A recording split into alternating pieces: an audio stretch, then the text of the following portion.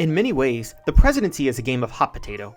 Every single president is praying that a crisis out of their control won't fall into their lap while they're in the White House, derailing their reign. Many of those crises are the results of actions taken by previous presidents who skirted off into the sunset without a blame in the world for future problems they created. How often has that happened though? Welcome into the History Buffs Hub. In this video, we're going to take a look at the 10 presidents who took the fall for decisions made by their predecessors. Before we get started, please hit that like and subscribe button and ring the bell and turn on your notifications. Leave a comment too, tell me what you think. History Buffs Hub wants to cover anything history related from politics to sports to pop culture, but we can't do it without your help. For this list, presidents had to face problems out of their control that were caused by previous presidents. For instance, Woodrow Wilson had to face the Spanish flu and Donald Trump had to face COVID. But while neither can truly be blamed for those pandemics to the best of our knowledge, nobody who came before them is responsible either. It had to be an avoidable problem created by a previous president. Also, the president who created it had to do so while president. So although Teddy Roosevelt derailed William Taft's presidency by running as a third-party challenger against him on an ego trip, that doesn't count either since it was after Roosevelt left office. Finally, the president has to actually be blamed for the problem. Abraham Lincoln inherited the Civil War, but rather than be blamed for it, he's hailed to this day for how he led the country through it. The same is true for Franklin D. Roosevelt and the Great Depression. The president who inherited the problem may not have actually done a good job navigating the country through the crisis. In fact, they may have made it worse. The point is, they weren't the ones who caused it. Now let's dive in. Number 10. Martin Van Buren. Within a year of taking office, Van Buren's presidency had to deal with the chaos from the Panic of 1837, and the Trail of Tears came a year later. Both of those were the fault of Andrew Jackson. Van Buren was elected in 1836 as the successor to Jackson, whom he served under as vice president during Jackson's second term. Jackson's popularity had ushered in the second party system and Jacksonian democracy, which allowed Van Buren to win as a Democrat by capturing over 50% of the vote and 170 of the 294 available electoral college votes in a five-way race against William Henry Harrison, Hugh Lawson White, Daniel Webster, and Willie P. Mangum.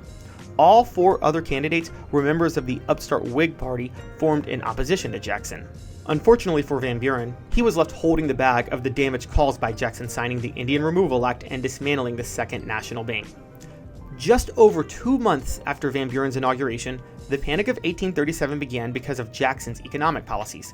Jackson vetoed the renewal of the Second National Bank's charter in 1832 without any plans for banking reform.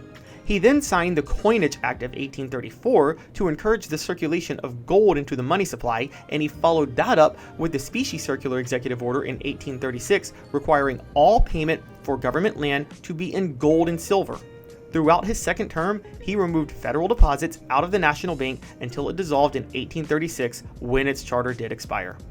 That all triggered the burst of a speculative land bubble as Jackson's second term was coming to an end because people were buying land with loans that banks issued in the form of paper money, which was depreciating due to Jackson's policies.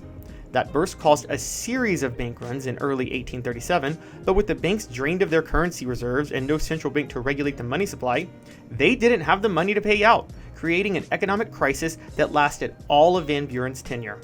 It didn't help that there was also a cotton bubble burst due to an oversupply in the economy. One of the reasons the speculative land bubble was so bad was because of Jackson's other policy that hurt Van Buren, the Indian Removal Act signed in 1830, which opened up tons of land for investors. The act gave the president the authority to negotiate the removal of Native American tribes from their eastern homeland and resettle them west of the Mississippi River. Jackson created a constitutional crisis by ignoring a Supreme Court ruling that said the state of Georgia had no right to enforce its laws on the Cherokee territory within that state. Jackson famously said that Supreme Court Chief Justice John Marshall has, quote, made his ruling, now let him enforce it. Throughout the rest of his presidency, Jackson negotiated removal treaties with several tribes. One of those negotiations was with the Cherokee Nation in 1835, ratified by Congress in 1836, giving the Cherokees 2 years to relocate. However, the majority of them refused to leave their homeland. That left Van Buren forced to deal with the situation in 1838. Either enforce the treaty, which he was legally required to do as president, or ignore it, which likely would have led to an armed conflict between the federal government and state officials that wanted to enforce the treaty and probably resulted in mass killings of the Cherokees by residents of those states anyway. Van Buren took the former approach after extending the deadline, and the forced roundup of the Cherokees, 1,000-mile migration west, and unusually harsh winter that year is all what led to the Trail of Tears. Nowadays, the Trail of Tears encompasses the relocation of all Native Americans as a result of the act between 1830 and 1850, and resulted in roughly 60,000 deaths. But it initially referred to this specific instance, which was the most brutal one by far. Although the white settlers in the Southeast didn't care one bit about what Native Americans were dealing with, the backlash everywhere else to what happened was severe, particularly in the Northeast, where there was at least a little bit of humanity.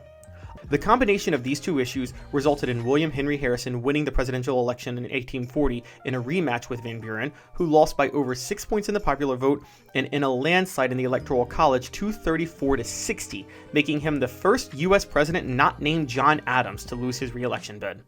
Historians nowadays rightly blame Jackson more than Van Buren for the Trail of Tears, but at the time, Van Buren took more of the blame. And the Panic of 1837 had a much larger impact on the election anyway. In both cases, Jackson left Van Buren to deal with the mess. Number 9. James Buchanan. Universally regarded as a bottom 5 president and oftentimes considered the worst president ever, James Buchanan will always be remembered as the president who let the country descend into civil war. But civil war was inevitable by the time Buchanan became president because of actions taken by the 4 presidents who came before him: James K. Polk, Zachary Taylor, Millard Fillmore, and Franklin Pierce. Historians will rightly never let Buchanan off the hook for his failure to act decisively as the country split apart. Beyond the fact that 7 of the 11 states to secede from the Union did so under his watch after the election of Abraham Lincoln in 1860 but before Lincoln's inauguration in 1861, Buchanan was wildly incompetent in dealing with the situation, as he denied the legal rights of states to secede but refused to prevent it without congressional authorization. After secessionists fired on the Star of the West ship at Fort Sumter in January of 61, when Buchanan sent it there to reinforce the base, he retreated and didn't do anything for the next 2 months, leaving a mess for Lincoln. And even before then, Buchanan refused to take a strong stance on slavery throughout his entire term, saying he personally opposed it, but allowing for new states and territories to be slave if they wanted to. He publicly supported the Dred Scott decision, and he used federal troops to quell John Brown's raid on Harper's Ferry. Look, I'm saying all this to let you know I understand he was a horrible president, and he deserves his place near the bottom of any historian's ranking. But he did inherit a total mess that was insolvent by the time he became president.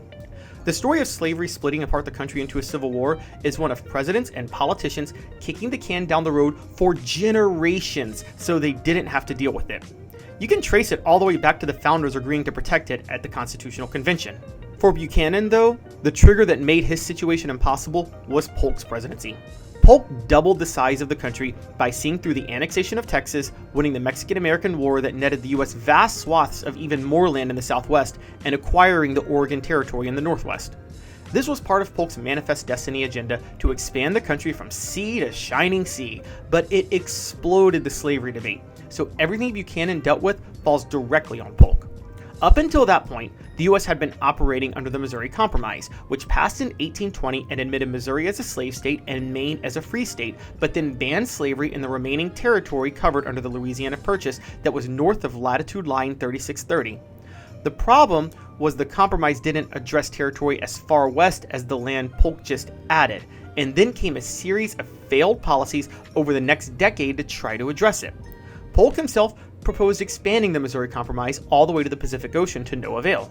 Pennsylvania Congressman David Wilmot proposed the Wilmot Proviso to ban slavery in all new territories acquired from Mexico, also to no avail, but dramatically increasing friction between the free states of the North and the slave states of the South.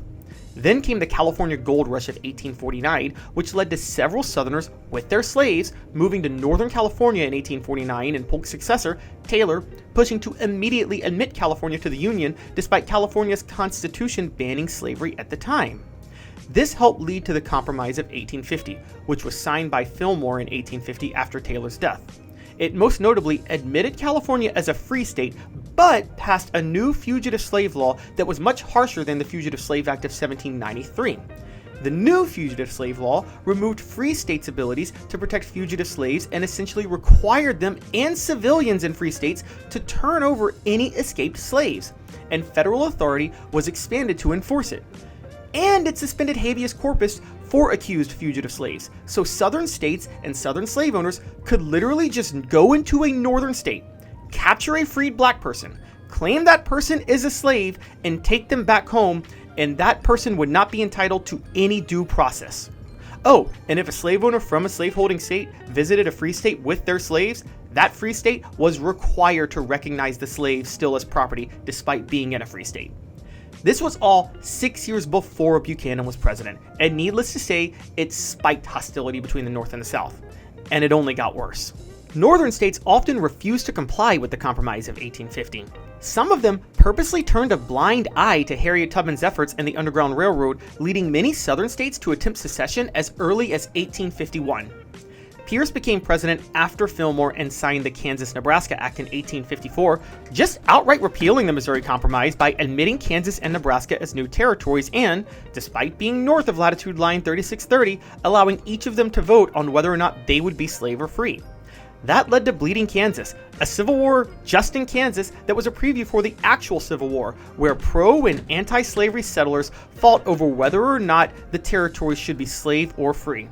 During an election in 1855 to determine whether or not to be slave or free, pro-slavery forces from several other slave states, most notably Missouri, visited Kansas to use violence and intimidation to rig the outcome in their favor and make it a slave territory, and many anti-slavery forces from free states came to fight back. Freed slaves and abolitionists were involved in violent clashes with those trying to enforce the federal laws across the country, and it was all well before Buchanan got elected, which he did in a three-way race in 1856 with 45.3% of the popular vote and 174 of the available 296 electoral votes against Fillmore and John C. Fremont of the upstart Know Nothing and Republican parties respectively after the Whig Party dissolved. He was keeping together an impossible coalition with that win, though. Simply put, yes, Buchanan was awful, but by the time he was president, civil war was inevitable. Polk, Taylor, Fillmore, and Pierce had all done enough damage to the country as presidents and steered the ship toward the iceberg. All Buchanan did was just speed it up, fueling more Northern resentment with his policies, which led to Lincoln's election in a four-way race in 1860, and that triggered secession in the Deep South. Lincoln only got 39.7% of the popular vote, a plurality, but he actually won an outright majority in 15 of the 18 states he carried, worth 169 of the 180 electoral votes. Only 152 electoral votes were needed to win, so Lincoln would have won a two-way race as well. That's how angry Northerners rightfully were at slave states by that point. Number 8. Ulysses S. Grant. As his second term came to a close in the mid-1870s, President Ulysses S. Grant was wildly unpopular, partially because of his Reconstruction efforts, which the public had soured on dramatically by that point. For the next 150 years, until maybe the last decade or so, historians had reached a general consensus that he screwed up Reconstruction. But the truth is, it was doomed before he ever took office because of the actions of his predecessor, Andrew Johnson, the worst president in history, and maybe the worst human to ever be president. Unlike James Buchanan in the Civil War, Grant deserves a lot more sympathy with the way Reconstruction went. He actually did take a strong stance and tried to fight the violence in the South that white militia groups were inflicting on freed slaves. But again, Johnson kind of made these efforts impossible. Johnson took over after Abraham Lincoln's assassination 1 month into Lincoln's second term, a week after the Civil War ended and after the 13th Amendment ending slavery passed but before it was ratified. This was a very delicate time for the country, but a golden opportunity for it to finally fulfill its original promise in the Declaration of Independence. But the deep-seated racism, stubbornness, and personal animosity of Johnson got in the way. Johnson issued widespread pardons for former Confederates, including wealthy planters he had resented out of jealousy in the past. It was the classic pathetic case of the kid who joins in on the bullying so he can sit at the popular table in school.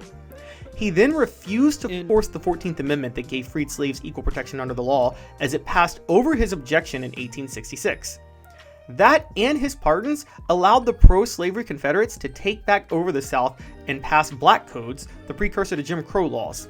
Keep in mind, there was still no 15th Amendment yet, so black people in most of the South couldn't vote. Meanwhile, the Freedmen's Bureau, which was a form of reparations for black people, most notably the 40 acres and a mule for some of them that we've all heard about, passed over Johnson's veto. But Johnson was able to use the authority of the federal government to undermine it and ensure none of those promises were kept. In fact, after the Bureau provided over 400,000 acres of abandoned land to 10,000 families of freed slaves, Johnson used his executive power to restore that land back to its former Confederate owners. Finally, Johnson not only turned a blind eye, but actively encouraged white militia groups, most infamously the Ku Klux Klan, to use violence and terrorism against things like the Freedmen's Bureau to take back over the South. This all went on for nearly 4 years before Grant was able to take power in 1869. Under Grant's administration, the policies dramatically changed, as he and the radical Republicans that took over Congress used every bit of power they had to actively fight the white militia groups and protect the rights of freedmen, which did include passage of the 15th Amendment, along with sending federal troops to the South, including the military, to enforce the laws, invoking the Insurrection Act against terrorist groups like the KKK, and appointing black and Jewish officials to public office in the federal government. Unfortunately for Grant, the white militia groups had been allowed to get too powerful under Johnson, so he couldn't put a lid on the violence, and the constant clashes turned the public against Reconstruction by the end of his tenure. If Grant got one thing wrong, it was not being aggressive enough in enforcing the election laws of 1876, where widespread voter fraud and intimidation by white terrorists in the South allowed Democrat Samuel J. Tilden to win the popular vote by 3 points against Rutherford B. Hayes and have a 184 to 165 electoral college lead, with 4 states in dispute over the fraud, 3 in the South, and 185 electoral votes needed to capture the presidency. This forced an election commission created by Congress that gave all 4 states to Hayes, pushing his electoral vote total to 185, but it was part of the now infamous Compromise of 1877, where Hayes agreed to pull all federal troops out of the South, a promise he followed through with that ended Reconstruction and led to the rise of Jim Crow for the next near century. But by that point, maintaining Reconstruction was untenable, as the public had totally turned against it because of the chaos that occurred under Grant. That might not have been the case, though, had Johnson not so royally screwed it up before Grant took over. Grant's reputation is finally undergoing a revival, which you can see here in my video on 10 presidents whose legacies have changed, linked down below. But the general consensus for a long time was to put him and Johnson in the same category, and that's just not the case. To be fair, it didn't help that there were several corruption scandals in Grant's cabinet, although he wasn't tied to any of them. Number 7. Grover Cleveland. Less than a month before Grover Cleveland's inauguration, the Panic of 1893 hit. It derailed his entire second term and wrecked his party, but it was entirely the fault of Benjamin Harrison, the president he unseated in 1892, evidenced by the fact that the panic began before Cleveland was president. Before Donald Trump, Cleveland had the best political comeback of all time with his victory over Harrison. Cleveland was first elected president in 1884, but lost his re-election bid to Harrison in 1888. Looking back, Cleveland probably wishes he never ran again. There's a reason he's on my list of 10 worst second terms in presidential history, linked down below. The Panic of 1893 was the most severe economic crisis in U.S. history before the Great Depression. It triggered a railroad industry bubble, which had overexpanded after a ton of speculation dating back to the Civil War, where companies took on loads of debt to finance more construction. In February of 1893, the Philadelphia and Reading Railroad collapsed. You could say Cleveland had somewhat of a role in that based on how he allowed the bubble to grow in his first term, but the bubble actually went back to the 1870s, so even then, it would fall on Cleveland's predecessors. What really led to it, though, was 2 bills signed by Harrison before Cleveland got back into office, both in 1890. One was the McKinley Tariff, which was a 50% tax on imported goods. This triggered the collapse of National Cordage Company, which operated under a huge bubble already with a ton of debt and imported a lot of its products like hemp to assemble its goods. That happened in May, and the fall of it simultaneously with the railroad bubble popping triggered a stock market crash. This led to investors to withdraw their funds from US banks, which fueled bank runs. Unfortunately, that was made worse because in 1890, Harrison also signed the Sherman Silver Purchase Act, requiring the US to implement silver alongside gold into the economy to help farmers get out of debt, as they were being crushed amidst the wealth inequality of the Gilded Age. Flooding the economy with so much silver devalued the gold, and many investors pulled out, so when the bank runs happened, many of them couldn't give their customers what they wanted, deepening the panic. It was all because of this that a depression kicked in that lasted entirely through Cleveland's second term. Unemployment reached 25% and over 15,000 businesses failed. Obviously, this wasn't Cleveland's fault, as the panic began before he was president, but its effects were much more severe under him, which is why his Democratic Party lost 110 seats in the House of Representatives in 1894 and ushered in a Republican trifecta with William McKinley's election in 1896, a trifecta that lasted 14 straight years. Cleveland took what may have been some necessary steps to stabilize the market, but steps that also made life even worse for working people, most notably repealing the Sherman Silver Purchase Act, which basically eliminated any chance for people struggling from the panic to get out of their situation. Cleveland also made it worse by using the federal government to break up several strikes, clearly siding with the business owners over the laborers, and he didn't have to do that. Retroactively, most people agree now that Harrison is much more at fault for the panic, but during that time, Cleveland took the biggest political hit for it. Number 6. Herbert Hoover. No president is more associated with the failures of the Great Depression than Herbert Hoover, and while he did have a poor response to the crisis, his two direct predecessors, Calvin Coolidge and Warren G. Harding, were much more responsible for the economic crisis actually happening. The Depression was triggered by the stock market crash in October of 1929. Hoover was inaugurated in March of that year. Are you telling me that it's possible to cause the worst global economic crisis in history after only 7 months as president of a country that wasn't even a world superpower yet? Please. The Depression was inevitable well before Hoover took office, and it's much more connected to the laissez-faire economic policies of Coolidge and Harding. Starting in 1921, after Harding beat James B. Cox in the 1920 election as part of a backlash to Democratic President Woodrow Wilson, the pro-business wing of the Republican Party that had wrestled control of the GOP away from the progressives in 1912 gained complete control of government as a whole. They held it the entire 1920s. Tax cuts, deregulation, and isolationism were all part of their brand, and they gladly took credit for the Roaring Twenties that came as they implemented those policies. The simplest explanation for the Roaring Twenties is that America became the primary exporter of products since it wasn't leveled by World War I, and the mass production of new technologies like the radio, car, and washing machine made them all more affordable. Harding and Coolidge felt that all government needed to do was to get out of the way. This fueled a stock market boom, which in turn fueled a real estate boom. Coolidge responded with a series of tax cuts in 1924 and 1926 to fuel the consumer economy. To balance the budget after the tax cuts, he dramatically cut spending, and here's where the dark side of his policies come into play.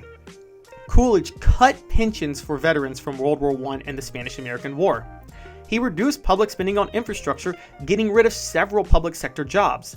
And when farm prices collapsed due to overproduction from the war efforts, Coolidge vetoed a bill to assist them in getting out of debt. So Coolidge's policies contributed to people having less money and others not having jobs, all on the belief that the private sector would fill that void. Well, it didn't, and people instead were buying their products on credit while taking out loans to buy stocks, which banks were happy to give out with no regulations from Coolidge or Harding. A hurricane in 1926 that wrecked Florida actually was the first sign of the Depression, as it burst the real estate bubble of the time since Miami, the fastest growing city of the decade, was the hub for that. But the stock market kept going up in an obvious bubble, so Coolidge still took no action, and just buying stock was seen as a way to build generational wealth with no concept as to why it was appreciating in value. By the time Hoover was president, the crash was inevitable. It was made even worse under Hoover because of the Dust Bowls, which again weren't his fault. This was a series of dust storms that wiped out crops across the Great Plains in the 1930s, dramatically reducing the food supply during the Depression. What caused it was the intensive farming made possible with the growth of the tractor that was actively promoted by the federal government in areas not suitable for that type of farming. Meanwhile, the laissez-faire approach by Harding and Coolidge meant no regulations on soil conservation, allowing for the intensive farming to go unchecked.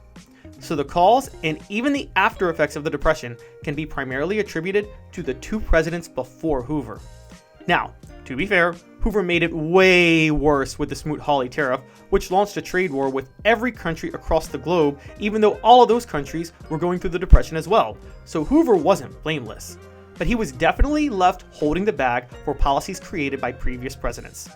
Hoover left office in 1933 after losing to Franklin D. Roosevelt in a landslide and was in the running for worst president ever. Among many historians, he still is. By that point, with unemployment at 25%, over 86,000 businesses having failed, mass starvation, and another ensuing global crisis with the rise of Nazi Germany thanks to the Depression, Hoover was universally reviled. Slums and shantytowns built by people who had become homeless during the Depression were named Hoovervilles, but more of them should have been named Coolidgevilles or Hardingvilles. They all share blame in the Depression. Oh, it's worth noting that all three presidents of the Roaring Twenties endorsed Prohibition too, which made the Depression objectively worse. Number 5. Harry Truman. Post-World War II inflation almost cost Harry Truman the 1948 election and is the reason he didn't seek election in 1952 as his approval rating had collapsed. But the inflation was inevitable because of numerous policies Franklin D. Roosevelt put in place while president, even if they were necessary to get out of the Great Depression and fight World War II. Very few presidents were thrust into power in a more consequential time in world history than Truman. Taking over for the death of FDR during the war, Truman was forced to make the incredibly difficult decision to drop the bombs on Hiroshima and Nagasaki to achieve victory, transition the US from a wartime to a peacetime economy, and accept the country's new role as a leading superpower, something that was never really a desire among its citizens. No president was faced with more decisions that would have extreme consequences, good and bad, regardless of which side he took. It's for this reason, and Truman's willingness to be held accountable for his decisions, that his reputation has significantly improved over the years, despite leaving office in 1953 with a 32% approval rating, but at the time, he was hated for the way things were going.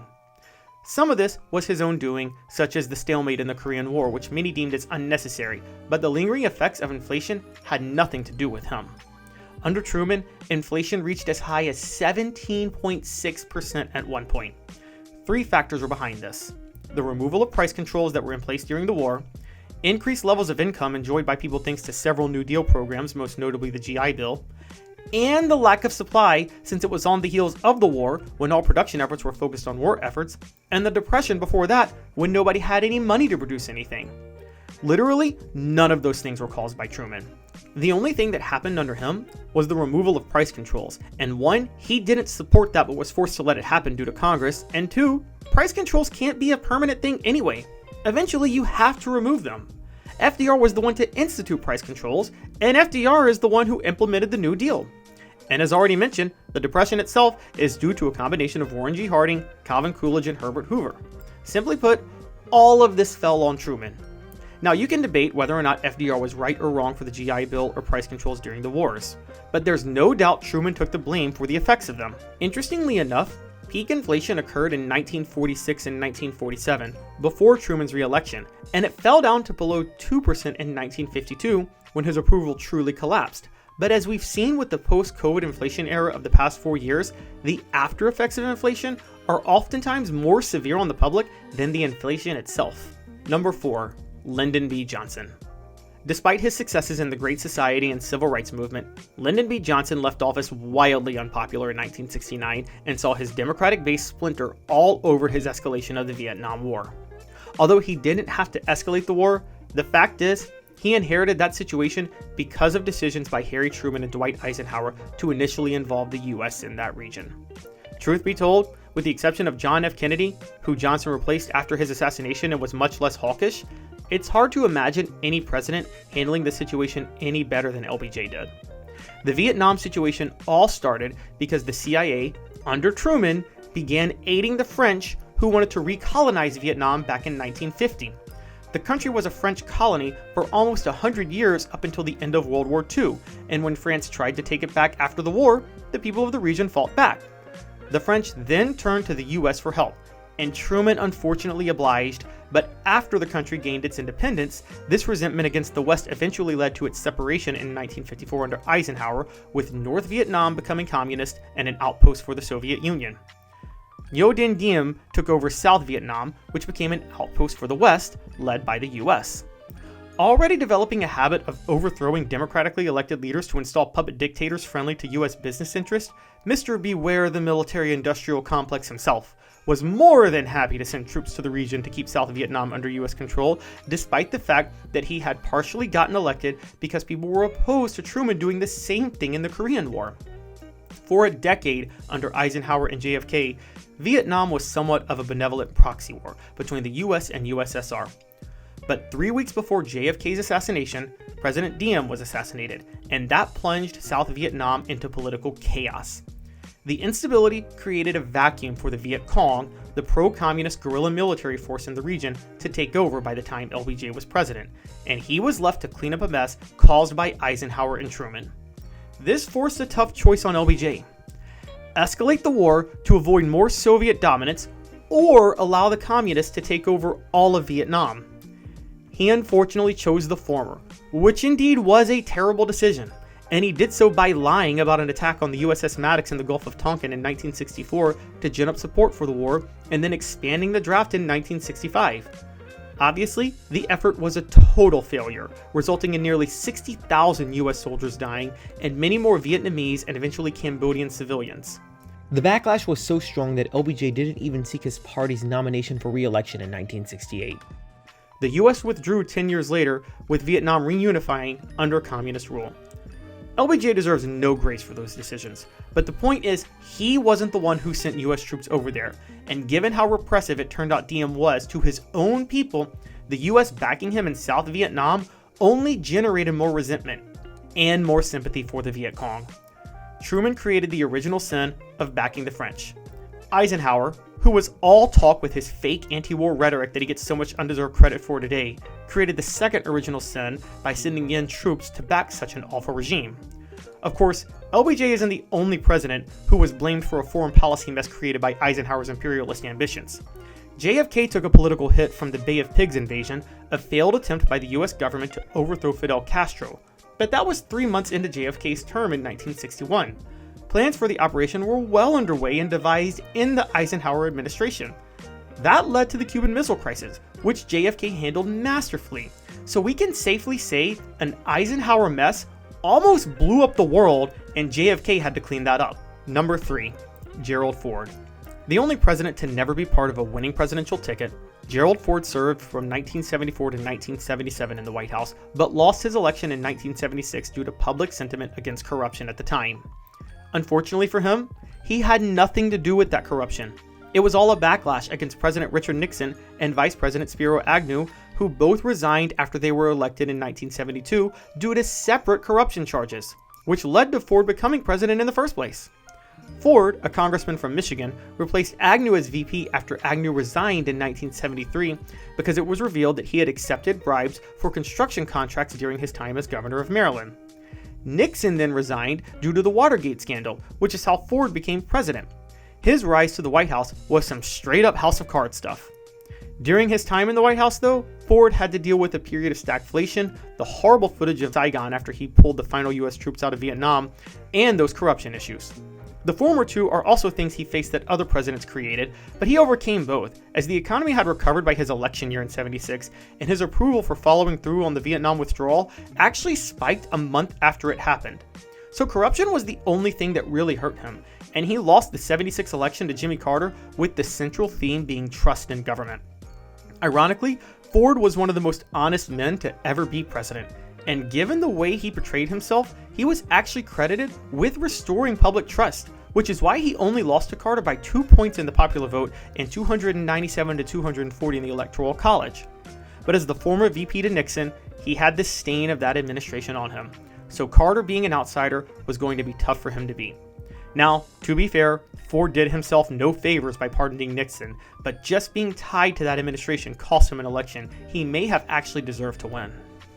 Number 2, Jimmy Carter. Right after beating Gerald Ford, Jimmy Carter had to deal with the same problem Ford did, crises not of his making. Carter faced the return of stagflation and the fall of the Shah of Iran in the Iranian Revolution, triggering the Iranian hostage crisis. But stagflation was the fault of Lyndon B. Johnson and Richard Nixon, and the issue in Iran was the fault of Dwight Eisenhower. It didn't matter. Those two issues were so disastrous that Carter lost his re-election bid to Ronald Reagan in 1980 in a landslide, ushering in the Reagan Revolution.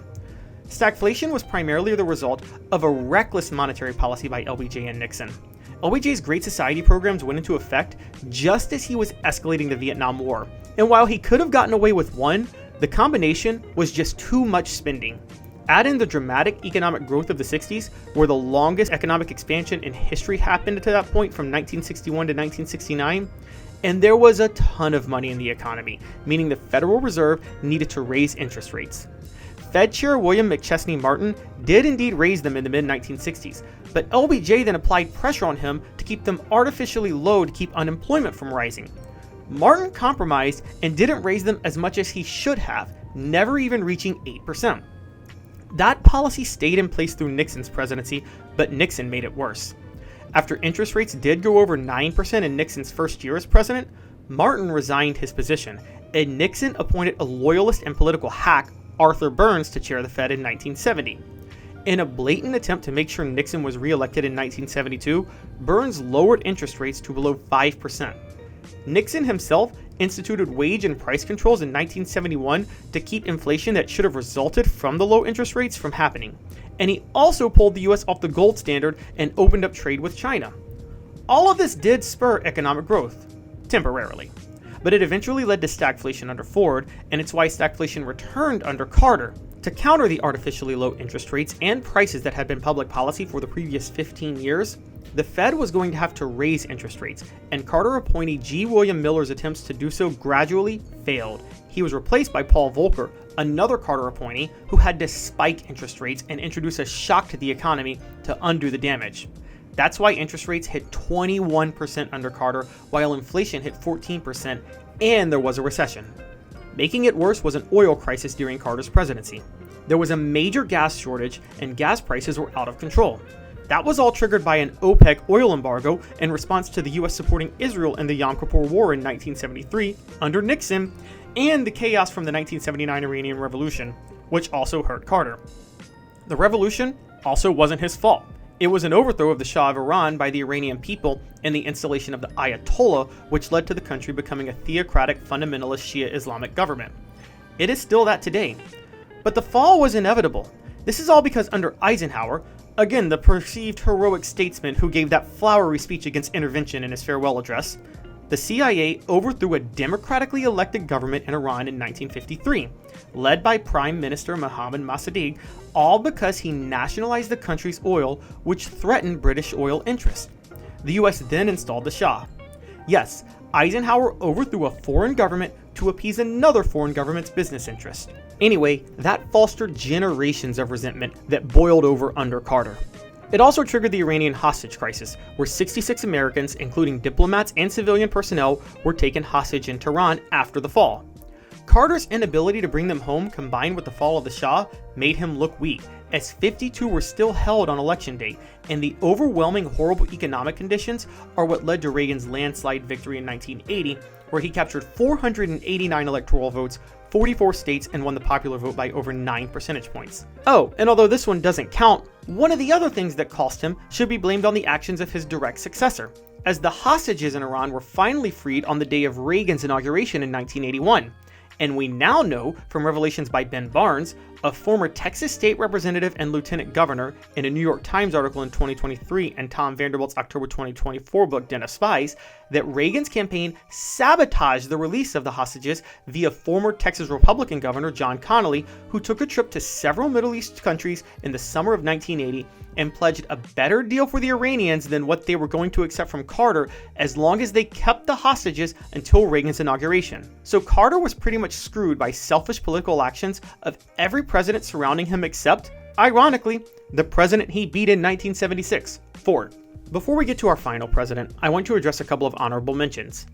James Madison was largely blamed for the outbreak of the War of 1812, as his political opponents, in particular the Federalists, referred to it as, quote, Mr. Madison's War.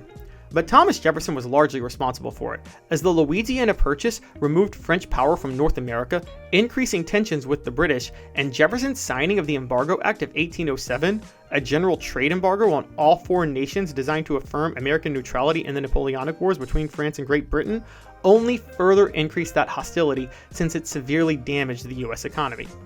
Still, Madison doesn't really get blamed for it, since he led the US successfully through the war. He left office relatively popular by ushering the era of good feeling, and historians view him generally favorably as a president, so he doesn't make this list. George H.W. Bush faced a recession in 1990 and 1991 that many attribute to him losing re-election in 1992 to President Bill Clinton, and that recession was largely triggered by the Fed's tight monetary policy of 1989, which was necessary because of the explosion in federal budget deficits under Ronald Reagan while the economy was growing dramatically at the same time.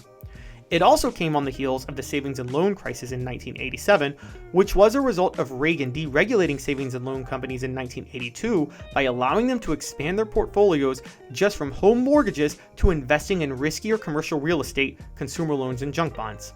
Simply put, Reagan's policies led to the recession. However, the recession was over by 1992, and Bush still could have won re-election, particularly after the success of Desert Storm and the peaceful collapse of the Soviet Union. His main problem was breaking his pledge to not raise any taxes, which he did in a budget standoff with the Democratic Congress in 1990. That budget not only raised taxes, alienating his conservative base, but made him more unpopular with many liberals and people struggling to get by in the outbreak of the recession because it cut certain welfare benefits just as job losses were increasing. Bush probably would have gotten re-elected if he didn't take deficit reduction seriously, but he made a principled decision, and that actually cost him more than what Reagan did, which is why he didn't make this list. And the final president who took the blame for his predecessor's decisions, Bush's son, George W. Bush. The 2008 financial crisis resulted in George W. Bush leaving office with his approval rating more underwater than any president in recorded history who completed his term. But Bill Clinton, and to a lesser degree Ronald Reagan, share a lot more blame for that than Bush himself. A housing bubble was the catalyst for the crash. The bubble burst was triggered by subprime mortgages given to people who couldn't afford them, bundled into complex investments that took over the financial sector. Banks were playing a game of hot potato with all these investments, knowing they would collapse at one point, but hoping they weren't the ones holding the bag when it did. Now, Bush certainly isn't innocent in any of this. He embraced the Clinton-Reagan ideology and the culture of deregulation, easing oversight on risky lending practices by banks in the early 2000s via his appointments to the Securities and Exchange Commission. He also signed a program providing grants for low-income first-time home buyers to be able to afford down payments and closing costs on homes. The obvious problem with that was that it's a 50-50 chance as to whether or not someone who can't afford a down payment can actually afford a home. And with banks approving loans for homes way more expensive than the borrower could afford, the bubble only got bigger. Simply put, everything Reagan and Clinton did that led to the crash, Bush would have done then as president too. However, Reagan's deregulatory policies in the 1980s is what got the ball rolling, as it was under him that companies involved in capital markets, like mortgage lending, were allowed to start making speculative, risky investments. Clinton's deregulatory policies of the 90s put all that on steroids. It started with the Reagan-Neal Interstate Banking and Branching Efficiency Act of 1994, which allowed for nationwide banking acquisitions to facilitate the growth of big banks. In 1999, he signed the Gramm-Leach-Bliley Act. This partially repealed the Glass-Steagall Act, a relic of the Depression signed by Franklin D. Roosevelt that required commercial banks, which hold people's money, to be separate from investment banks, which invest people's money.